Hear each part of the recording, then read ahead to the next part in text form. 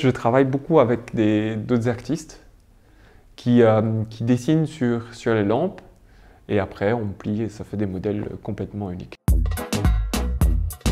Je ne veux pas dire que c'est plus durable qu'un luminaire qui fait à partir de polyphane. C'est ce qui est utilisé le plus souvent à l'intérieur des abat-jours coniques qu'on a l'habitude de voir. Je ne veux pas dire que c'est plus durable que ça en termes de longévité, mais on n'est pas loin.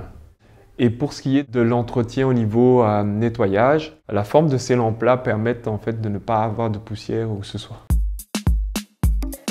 Dès le début, j'ai voulu avoir des matières qui soient recyclées. Le papier qui était vraiment pas cher. Et ensuite, le tissu, c'est quelque chose que je pouvais trouver à la maison sans problème. Donc au début, je découpais un petit peu mes chemises pour utiliser. Et en fait, les socles en bois, c'était des palettes que je récupérais dans la rue à Bruxelles et que j'utilisais surtout le bloc. Donc, il y a à peu près 6 blocs à chaque fois dans chaque palette. J'utilisais les blocs pour servir de socle à mes lampes. Pour donner une idée, au début, je vendais mes lampes 45 €.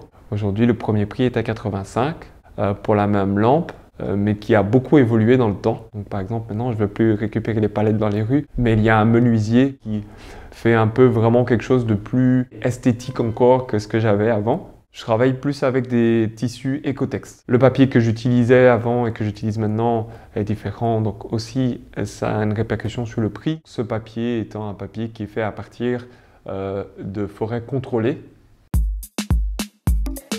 En fait, j'ai commencé il y a 6 ans maintenant. J'étais salarié dans une boîte de télécommunications avant et j'ai été licencié. Et j'avais beaucoup de temps. Donc je flânais beaucoup sur Pinterest, tout ce qui était site de déco, magazine et tout ça.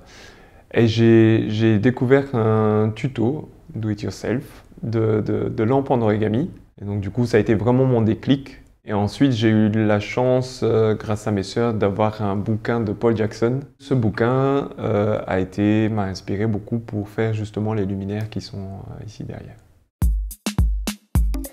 On peut trouver justement la céramique que propose Anaïd. Il y a des bouteilles, des mugs, des assiettes. On peut trouver aussi des bougies qui sont faites à partir de cire de soya. Beaucoup de tableaux qui sont d'artistes aussi de Bruxelles.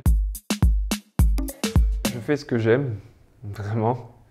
J'aurais jamais imaginé il y a 6 ans, après avoir perdu mon boulot, que je serais dans cette situation aujourd'hui.